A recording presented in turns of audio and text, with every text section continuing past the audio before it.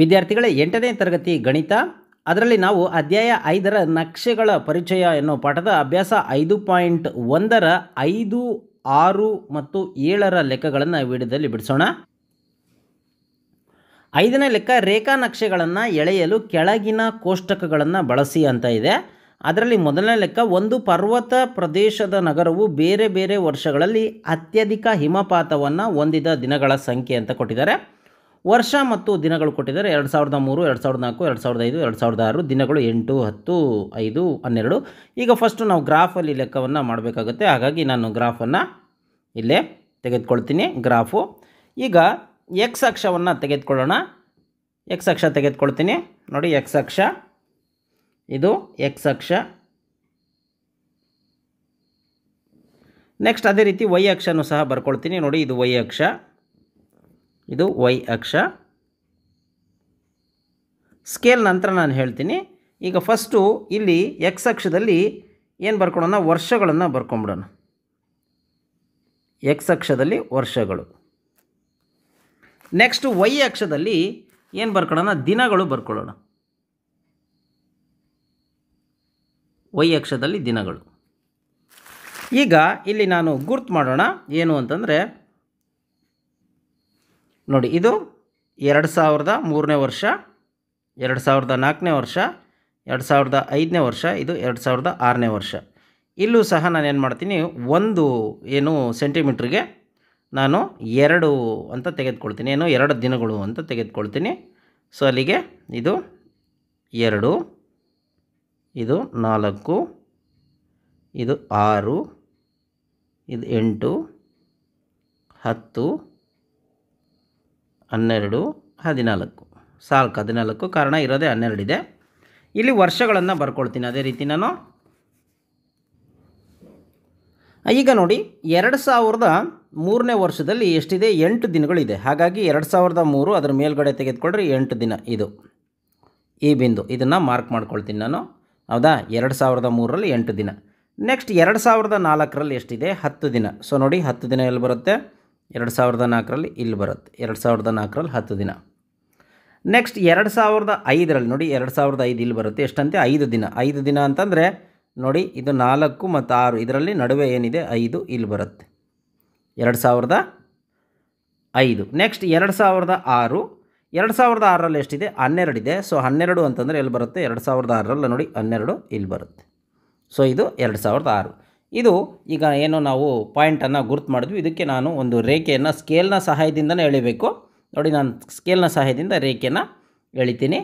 ಎಳೆದಾದ ನಂತರ ಇಲ್ಲಿಗೆ ಗ್ರಾಫ್ ಮುಗಿಯುತ್ತೆ. ಇದರ ನಾವು ಸ್ಕೇಲನ್ನು ಇಲ್ಲೇ ಬರ್ಕೊಳ್ಳೋಣ. ಸ್ಕೇಲ್ ಅಥವಾ ಅಳತೆ ಎಕ್ಸ್ ಅಕ್ಷದಲ್ಲಿ 1 centimetre is equal to 1 centimetre is equal to 1 ವರ್ಷ ಅಂತ. ಹೌದಾ, 1 ಸೆಂಟಿಮೀಟರ್ ಇಸ್ ಈಕ್ವಲ್ ಟು 1 ವರ್ಷ ಅಂತ. ನೆಕ್ಸ್ಟ್ ವೈ ಅಕ್ಷದಲ್ಲಿ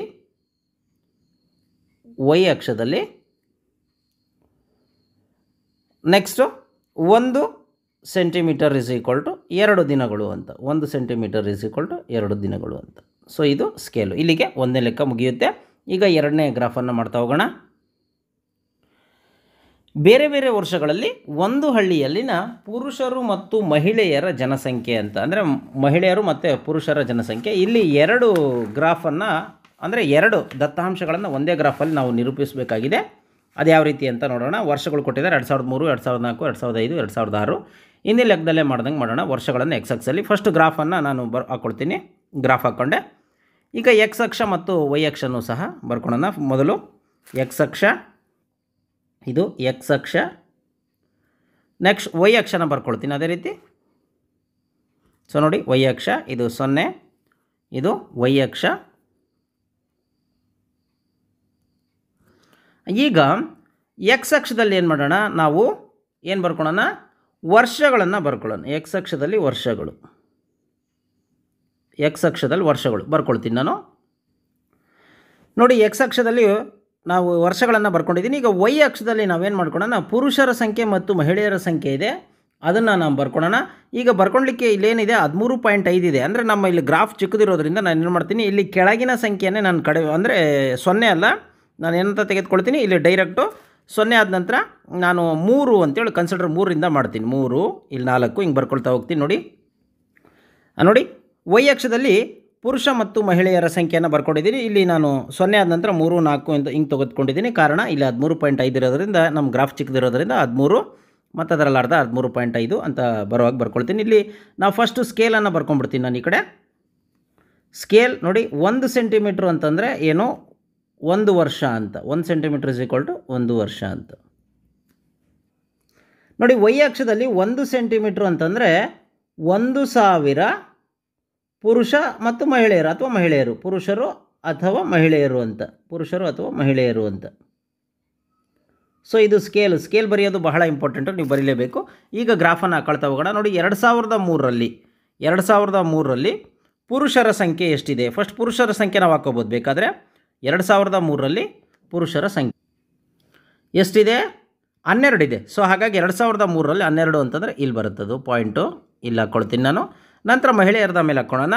ಈಗ ಅದೇ ರೀತಿ 2004ರಲ್ಲಿ ಪುರುಷರ ಸಂಖ್ಯೆ ಎಷ್ಟು? 12.5.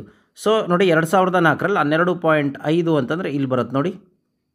ಸೊ ಇಲ್ಲಿ ಬರುತ್ತಿದ್ದು. ನಮ್ಮ ಮಹಿಳೆಯರದು ಏನು ಮಾಡೋಣ, ಬೇರೆ ಇಂಕಲ್ಲಿ ಹಾಕ್ಕೊಳ್ಳೋಣ, ಆಗ ನಮಗೆ ಗೊತ್ತಾಗುತ್ತೆ. ಒಂದೇ ಪೆನ್ಸಿಲ್ಲೇ ಆದ್ರೂ ನಾನು ಬೇರೆ ನಿಮಗೆ ಗೊತ್ತಾಗಲಿ ಅಂತ ಬೇರೆ ಪೆನ್ನನ್ನು ಯೂಸ್ ಮಾಡ್ತೀನಿ ಇಲ್ಲಿ. ನೆಕ್ಸ್ಟ್ 2005ರಲ್ಲಿ ಪುರುಷರ ಸಂಖ್ಯೆ ಎಷ್ಟಿದೆ? 13. 2005ರಲ್ಲಿ ನೋಡಿ 13 ಇದೆ. ಸೊ ಅದನ್ನು ಇಲ್ಲಿ ಮಾರ್ಕ್ ಮಾಡ್ಕೊಳ್ತೀನಿ. ನಂತರ 2006ರಲ್ಲಿ ಪುರುಷರ ಸಂಖ್ಯೆ ಎಷ್ಟಿದೆ? 2006ರಲ್ಲಿ ಪುರುಷರ ಸಂಖ್ಯೆ 13.2. 13.2 ಅಂತಂದರೆ ಎಕ್ಸಾಕ್ಟು ಇಲ್ಲಿಗೆ ಬರುತ್ತೆ ನೋಡಿ. ಇಲ್ಲಿ 13 ಇದು. ಸೊ ಇದರಲ್ಲಿ 1, 2. ಸೊ ಇಲ್ಲಿ ಬರುತ್ತೆ 13.2. ನೆಕ್ಸ್ಟ್ 2007ರಲ್ಲಿ 13.5 ಎಲ್ಲಿ ಬರುತ್ತೆ? ಎಕ್ಸಾಕ್ಟ್ ಇಲ್ಲಿ ಬರುತ್ತೆ ನೋಡಿ. ಸೊ ಇದು ಪುರುಷರ ಜನಸಂಖ್ಯೆ ಆಯಿತು. ಈಗ ಏನು ಮಾಡೋಣ ಅಂತಂದರೆ ಮಹಿಳೆಯರ ಸಂಖ್ಯೆನ ತೆಗೆದುಕೊಳ್ಳೋಣ. ಇದಕ್ಕೆ ಬೇರೆ ಇಂಕನ್ನು ಯೂಸ್ ಮಾಡ್ತೀನಿ ನಾನು. ಈಗ ನೋಡಿ ಮಹಿಳೆಯರ ಸಂಖ್ಯೆ 2003ರಲ್ಲಿ 11.3 ಇದೆ. ಸೊ 11.3 ಅಂತಂದರೆ ಇಲ್ಲಿ 11 ಬರುತ್ತೆ. ಸೊ ಇಲ್ಲಿ 3 ಇಲ್ಲಿಗೆ ಬರುತ್ತೆ ನೋಡಿ. ಅದ 11.3 ಮಹಿಳೆಯರ ಸಂಖ್ಯೆ ಇದು. ನೆಕ್ಸ್ಟ್ 2004ರಲ್ಲಿ 11.9. 2004ರಲ್ಲಿ 11, 9 ಅಂತಂದರೆ ನೋಡಿ ಇಲ್ಲಿ ಎಕ್ಸಾಕ್ಟ್ ಇಲ್ಲಿಗೆ 11.9. ನೆಕ್ಸ್ಟ್ 2005ರಲ್ಲಿ 13. 2005ರಲ್ಲಿ 13 ಅಂತಂದರೆ ಇದು ಇಲ್ಲೇ ಬರುತ್ತೆ. ಯಾವುದು? ಪುರುಷರದು ಮತ್ತು ಮಹಿಳೆಯರದು ನೋಡಿ ಇಲ್ಲೇ ಜಾಯ್ನ್ ಆಗುತ್ತಿದ್ದು.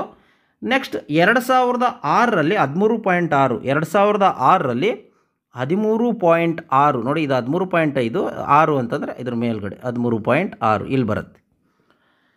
ನೆಕ್ಸ್ಟ್ 2007ರಲ್ಲಿ 12.8. ಇದು 12.8 ಅಂತಂದರೆ ಇಲ್ಲಿ ಇದು 12.8. ಇದಕ್ಕೂ ಸಹ ನಾನು ನಕ್ಷೆಯನ್ನು ಹಾಕ್ತೀನಿ. ಸೊ ಇದು ಏನು ನಮಗೆ ಬೇಕಾದಂಥ ಗ್ರಾಫ್ ಆಗಿದೆ. 6ನೇ ಲೆಕ್ಕ, ಒಬ್ಬ ಖಾಸಗಿ ಅಂಚೆ ವ್ಯಕ್ತಿಯು ಒಂದು ಪಟ್ಟಣದಿಂದ ಪಕ್ಕದಲ್ಲಿನ ಮತ್ತೊಂದು ಉಪನಗರದಲ್ಲಿರುವ ಒಬ್ಬ ವ್ಯಾಪಾರಿಗೆ ಪಾರ್ಸಲ್ ತಲುಪಿಸಲು ಸೈಕಲ್ನಲ್ಲಿ ಹೋಗ್ತಾನೆ. ಅವನ ಕಚೇರಿಯಿಂದ ಬೇರೆ ಬೇರೆ ಸಮಯಗಳಲ್ಲಿ ಅವನಿಗಿರುವ ದೂರವನ್ನು ಕೆಳಗಿನ ನಕ್ಷೆಯು ತೋರಿಸುತ್ತದೆ. ಅದರಲ್ಲಿ 1ನೇ ಲೆಕ್ಕ, ಕಾಲದ ಅಕ್ಷದಲ್ಲಿ ತೆಗೆದುಕೊಂಡಿರುವ, ಕಾಲ ಅಂದರೆ ಇದು ಕಾಲದ ಅಕ್ಷದಲ್ಲಿ ತೆಗೆದುಕೊಂಡಿರುವ ಪ್ರಮಾಣ ಅನುಪಾತ ಅಂದರೆ ಸ್ಕೇಲ್ ಯಾವುದು ಅಂತ ಕೊಟ್ಟಿದ್ದಾರೆ. ಇಲ್ಲಿ ನಾವು ನೋಡಿ 8 ಗಂಟೆಯಿಂದ 9 ಗಂಟೆ ಅಥವಾ 9 ಗಂಟೆಯಿಂದ 10 ಗಂಟೆ ಇದು ಎಷ್ಟಿದೆ ಅಂತ ನೋಡ್ತಾ ಹೋದರೆ ಗೊತ್ತಾಗುತ್ತೆ ನಮಗೆ. ನೋಡ್ರಿ ಇಲ್ಲಿ ಎಷ್ಟಿದೆ? 1, 2, 3 ಅಂದರೆ 4 ಏಕಮಾನ ಇಸ್ ಈಕ್ವಲ್ ಟು 1 ಗಂಟೆ ಅಂತ ತೆಗೆದುಕೊಂಡಿದ್ದಾರೆ. ಅಂದರೆ ಯಾವುದು ಸ್ಕೇಲ್ನ ಅನುಪಾತ ಯಾವುದರಲ್ಲಿ? ಕಾಲದ ಅಕ್ಷದಲ್ಲಿ ಏನು ತೆಗೆದುಕೊಂಡಿದ್ದಾರೆ? 4 ಏಕಮಾನಗಳು. 4 ಏಕಮಾನ ಅಂದರೆ 4 ಏನು ಬಾಕ್ಸ್ ಇದಾವಲ್ಲ, 4 ಏಕಮಾನ ಇಸ್ ಈಕ್ವಲ್ ಟು 1 ಗಂಟೆ ಅಂತ ತೆಗೆದುಕೊಂಡಿದ್ದಾರೆ. ಇದು ಸ್ಕೇಲು, ಯಾವುದು ಕಾಲದ ಅಕ್ಷರದಲ್ಲಿ ತೆಗೆದುಕೊಂಡಿರೋ ಸ್ಕೇಲು.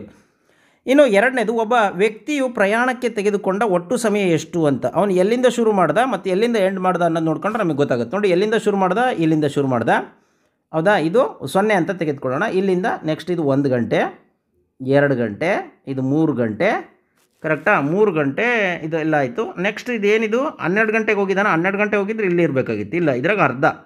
ಸೊ ಅಂದರೆ 3:15. ಸೊ ಹಾಗಾದರೆ ಎಷ್ಟು? 3:15 ಗಂಟೆ. ಹಾಗಾದರೆ ವ್ಯಕ್ತಿಯು ಪ್ರಯಾಣಕ್ಕೆ ತೆಗೆದುಕೊಂಡ ಒಟ್ಟು ಸಮಯ. ಪಟ್ಟಣದಿಂದ ವ್ಯಾಪಾರಿಯು ಇರುವ ದೂರ ಎಷ್ಟು ಅಂತ ಕೇಳಿದ್ದಾರೆ. ಪಟ್ಟಣದಿಂದ ವ್ಯಾಪಾರಿ ಇರುವ ದೂರ ಎಷ್ಟು ಅಂತ. ಇದನ್ನು 0 ಅಂತ ತೆಗೆದುಕೊಂಡ್ರೆ ನಮಗೆ ಗೊತ್ತಾಗ್ಬಿಡುತ್ತೆ. ನೋಡಿ ಎಲ್ಲಿದ್ದಾನೆ, ಕೊನೆಗೆ ಇಲ್ಲಿಗೆ ಬಂದ. ಸೊ ಅಂದರೆ ಇಲ್ಲಿಗೆ ಯಾವುದು? 22 ಅಂತ. ಸೊ ಹಾಗಾದರೆ ಪಟ್ಟಣದಿಂದ ವ್ಯಾಪಾರಿ ಇರುವ ದೂರ ಎಷ್ಟು? 22 ಕಿಲೋಮೀಟರ್. ಪಟ್ಟಣದಿಂದ ವ್ಯಾಪಾರಿ ಇರುವ ದೂರ 22 ಕಿಲೋಮೀಟರ್ ಅಂತ. ಅದೇ ರೀತಿ ಡಿ, ವ್ಯಕ್ತಿಯು ತನ್ನ ಪ್ರಯಾಣದ ದಾರಿಯಲ್ಲಿ ವಿಶ್ರಾಂತಿ ಪಡೆದಿರುವನೇ ವಿವರಿಸಿ ಅಂತ. ನಾವು ಈ ಗ್ರಾಫನ್ನು ನೋಡಿಬಿಟ್ಟು ಅವನು ವಿಶ್ರಾಂತಿ ಪಡೆದಿದ್ದಾನ ಅಂತ ನೋಡಿದಾಗ ಅದು ಏನಾಗಿದೆ, ಸ್ಟ್ರೈಟ್ ಮೇಲೆ ಹೋಗ್ತಾ ಇರಬೇಕು. ಹೌದಾ, ಮೇಲೆ ಹೋಗ್ತಾ ಇದ್ದರೆ ಅವನು ಚಲನೆಯಲ್ಲಿದ್ದಾನೆ ಅಂತ. ಅದೆಲ್ಲಾದರೂ ಫ್ಲಾಟ್ ಲೈನ್ ಬಂದರೆ, ಅಂದರೆ ಏನೋ ನೇರವಾದ ರೇಖೆ ಏನಾದರೂ ಬಂದಿದ್ದರೆ ಯಾವುದಕ್ಕೆ, ಎಕ್ಸ್ ಅಕ್ಷಕ್ಕೆ, ಅಲ್ಲಿ ಅವನು ವಿಶ್ರಾಂತಿ ಪಡೆದಿದ್ದಾನೆ ಅಂತ. ಹಾಗಾಗಿ ನಾವೇನು ಬರಿಬೋದು, ವ್ಯಕ್ತಿಯು, ಈ ಚಿತ್ರದ ಪ್ರಕಾರ ವ್ಯಕ್ತಿಯು ವಿಶ್ರಾಂತಿ ಪಡೆದಿದ್ದಾನೆ. ಕಾರಣ 10 ಮತ್ತು 11 ಗಂಟೆಗಳ ನಡುವೆ ಏನಿದೆ ನಕ್ಷೆ, ಅದು ಎಕ್ಸ್ ಅಕ್ಷಕ್ಕೆ ನೇರವಾಗಿದೆ. ಹಾಗಾಗಿ ಆ ಸಮಯದಲ್ಲಿ ಅವನು ವಿಶ್ರಾಂತಿ ಪಡೆದಿದ್ದಾನೆ ಅಂತ ಬರೆದ್ಬಿಡೋಣ. ನೋಡಿ, ಅವನು ಹಿಂಗೆ ಬರಿಬೋದು. ಹೌದು, ಎಕ್ಸ್ ಅಕ್ಷಕ್ಕೆ ಸಮಾನಾಂತರವಾಗಿರುವ ರೇಖೆ ಅಂದರೆ ಇದು ಏನಿದೆ, ಇದು ಅವನು ವಿಶ್ರಾಂತಿ ಪಡೆದಿರೋದನ್ನು ಸೂಚಿಸ್ತದೆ. ಅವನು 10 ಗಂಟೆಯಿಂದ, ನೋಡಿ 10 ಗಂಟೆಯಿಂದ 10:15, ಕಾರಣ ಇದನ್ನು 1/4 ಗಂಟೆ ಅಂತ ತೆಗೆದುಕೊಂಡ್ರೆ ಇದನ್ನು ಅರ್ಧ ಗಂಟೆ ಅಂತ ತೆಗೆದುಕೊಂಡ್ರೆ ಇದು 3/4 ಗಂಟೆ. ಹೌದಾ, 10:15ವರೆಗೂ, 10 ಗಂಟೆಯಿಂದ ಬೆಳಗ್ಗೆ 10:15ವರೆಗೂ ಅವನು ವಿಶ್ರಾಂತಿಯನ್ನು ಪಡೆದಿದ್ದಾನೆ ಅಂತ ಬರೆದ್ರೆ ಮುಗಿಯುತ್ತೆ. ನೆಕ್ಸ್ಟು, ಯಾವ ಅವಧಿಯಲ್ಲಿ ಅವನು ಅತ್ಯಧಿಕ ವೇಗದಲ್ಲಿ ಸೈಕಲ್ ಓಡಿಸಿದ್ದಾನೆ ಅಂತ.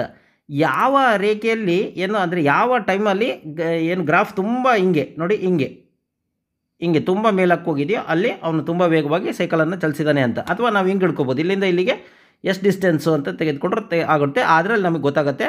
ನೋಡಿರಿ, ಸ್ಟಾರ್ಟಿಂಗ್ ಏನಿದೆ ಇಲ್ಲಿ 8ರಿಂದ 9 ಗಂಟೆ ಅವಧಿಯಲ್ಲಿ ಅವನೇನು ಮಾಡಿದ್ದಾನೆ, ಸುಮಾರು 10 ಕಿಲೋಮೀಟ್ರ್ ಹೋಗಿದ್ದಾನೆ. ಹೌದಾ, ಆಮೇಲೆ ನಂತರ ನೋಡಿರಿ ಇಲ್ಲಿ 1, 2, 3, 4, ಇಲ್ಲಿ 4 ಕಿಲೋಮೀಟ್ರ್ ಹೋದ. ನೆಕ್ಸ್ಟ್ ಇಲ್ಲಿ ಮತ್ತು 1, 2, 3 ಕಿಲೋಮೀಟ್ರ್ ಹೋದ. ಹಾಗಾಗಿ ಜಾಸ್ತಿ ಹೋಗಿರೋದೇ ಅದು 10 ಕಿಲೋಮೀಟ್ರ್. ಅದು ಯಾವಾಗ, 8ರಿಂದ 9. ಹಾಗಾಗಿ ನಾವೇನು ಬರಿಬೋದು, ಅವನು 8 ಗಂಟೆಯಿಂದ 9 ಗಂಟೆ ಅವಧಿಯಲ್ಲಿ ಸೈಕಲನ್ನು ಅತಿ ವೇಗವಾಗಿ ಚಲಾಯಿಸಿದ್ದಾನೆ ಅಂತ ಬರೆದ್ರೆ ಮುಗಿಯುತ್ತೆ. ಅವನು 8 AM ಇಂದ 9 AM ಅವಧಿಯಲ್ಲಿ ಸೈಕಲನ್ನು ವೇಗವಾಗಿ ಓಡಿಸಿದ್ದಾನೆ ಅಂತ ಬರೆದ್ರೆ ಮುಗಿಯುತ್ತೆ. 7ನೇ ಲೆಕ್ಕ, ಕಾಲತಾಪದ ರೇಖಾನಕ್ಷೆಯು ಕೆಳಗೆ ಕೊಟ್ಟಿರುವ ರೀತಿಯಲ್ಲಿ ಇರುವ ಸಾಧ್ಯತೆ ಇದೆಯೇ, ನಿಮ್ಮ ಉತ್ತರವನ್ನು ಸಮರ್ಥಿಸಿ ಅಂತ ಕೊಟ್ಟಿದ್ದಾರೆ. ಮೊದಲನೇ ಗ್ರಾಫ್ ನೋಡ್ತಾ ಹೋಗೋಣ. ಇಲ್ಲೇನಾಗಿದೆ, 0 ಕಾಲ ಜಾಸ್ತಿ ಆದಂಗೆ ಟೆಂಪ್ರೇಚರ್ ಏನಾಗಿದೆ, ಜಾಸ್ತಿ ಆಗಿದೆ. ಸೊ ಹಾಗಾಗಿ ಏನು ಬರೀಬೇಕು, ಇದು ಮೊದಲನೇ ಗ್ರಾಫ್ ಏನು ತೋರಿಸುತ್ತೆ, ಟೆಂಪ್ರೇಚರ್ ಇನ್ಕ್ರೀಸ್ ಆಗಿರೋದನ್ನು ತೋರಿಸುತ್ತೆ, ಅಂದರೆ ತಾಪಮಾನದ ಹೆಚ್ಚಳವಾಗಿರುವುದನ್ನು ತೋರಿಸುತ್ತೆ ಮೊದಲನೇ ನಕ್ಷೆ. ಬರೆಯೋಣ. ಅದೇ ರೀತಿ ಎರಡನೇದು ನೋಡಿ, ಇಲ್ಲಿ ಟೆಂಪ್ರೇಚರ್ ಇಲ್ಲಿ ಏನಿದೆ ಜಾಸ್ತಿ ಇದೆ, ಜಾಸ್ತಿಯಿಂದ ಕೆಳಗೆ ಎಲ್ಲಿ ಬರ್ತಾ ಇದೆ, ಕಡಿಮೆ ಆಗ್ತಾ ಇದೆ. ಹೌದಾ, ಅಂದರೆ 0ಗೆ ಬರ್ತಾ ಇದೆ. ಅಂದರೆ ಇದೇನು ತೋರಿಸುತ್ತೆ, ತಾಪದಲ್ಲಿ ಕಡಿಮೆ ಆಗ್ತಿರೋದನ್ನು ತೋರಿಸುತ್ತೆ ಅಂತ. ನೆಕ್ಸ್ಟ್ ಮೂರನೇದು ನೋಡಿ, ಮೂರನೇದು ಏನಿದೆ ಇಲ್ಲಿ ಏನು ಟೆಂಪ್ರೇಚರ್ ನೋಡ್ರಿ ಏಕ್ದಮ್ ನೇರವಾಗಿ ಹೆಚ್ಚಾಗ್ತಾ ಇದೆ ಒಂದೇ ಸರಿ. ಅಂದರೆ ಇಲ್ಲಿ ಎಷ್ಟು ಗಂಟೆ, ಒಂದು 5 ನಿಮಿಷ ಅಂತಂದರೆ 5 ನಿಮಿಷದಲ್ಲೇ ಹಂಗೆ, ಇದು 5 ನಿಮಿಷದ ಟೈಮು ಅಂತಂದರೆ ಅದರಲ್ಲೇ ಒಂದೇ ಸಮಯದಲ್ಲಿ ಹೆಚ್ಚಾಗ್ತಾ ಇದೆ. ಹೀಗಾಗಕ್ಕೆ ಸಾಧ್ಯನೇ ಇಲ್ಲ. ಹಾಗಾಗಿ ಈ ಗ್ರಾಫು ಆಗೋದಿಲ್ಲ ಅಂತ ಬರೆದ್ಬಿಟ್ರೆ ಮುಗಿಯುತ್ತೆ. ನೋಡಿ, ಇದು ಸಾಧ್ಯವಿಲ್ಲ, ಕಾರಣ ಇಷ್ಟು ವೇಗವಾಗಿ ತಾಪ ಹೆಚ್ಚಾಗೋದಿಲ್ಲ ಅಂತ ಬರೆದ್ರೆ ಮುಗಿಯುತ್ತೆ. ನೆಕ್ಸ್ಟು ನಾಲ್ಕನೇದು ಏನಾಗಿದೆ ಅಂತಂದರೆ ನೋಡಿ, ಇಲ್ಲಿ ತಾಪ ಎಷ್ಟಿದೆ, ಎಷ್ಟೋ ಇದೆ ಅಂತ ತಿಳ್ಕೊಳ್ರಿ. ಒಂದು 25 ಇದೆ ಅಂತ ತಿಳ್ಕೊಳ್ರಿ. ಇಲ್ಲೂ 25, ಇಲ್ಲೂ 25, ಇಲ್ಲೂ 25, ಇಲ್ಲೂ 25 ಇಷ್ಟೇ ಇರುತ್ತೆ. ಅಂದರೆ ಏನಾಗಿದೆ, ತಾಪ ಸ್ಥಿರವಾಗಿದೆ ಅಂತ. ಇದು ಸ್ಥಿರವಾದ ತಾಪವನ್ನು ತೋರಿಸುತ್ತೆ ಅಂತ ಈ ನಕ್ಷೆ. ತಾಪ ಸ್ಥಿರವಾಗಿದೆ, ಹೆಚ್ಚು ಆಗ್ತಾ ಇಲ್ಲ, ಕಡಿಮೆನೂ ಆಗ್ತಾ ಇಲ್ಲ, ಅದೇ ಕಾನ್ಸ್ಟೆಂಟಾಗಿದೆ ಅಂತ. ಇಲ್ಲಿಗೆ ಈ ಗ್ರಾಫನ್ನು ನಾವು ಏನು ಹೇಳ್ದಂಗೆ, ಅಂದರೆ ಇದರ ಉತ್ತರವನ್ನು ಬರ್ದಂಗೆ ಆಯಿತು.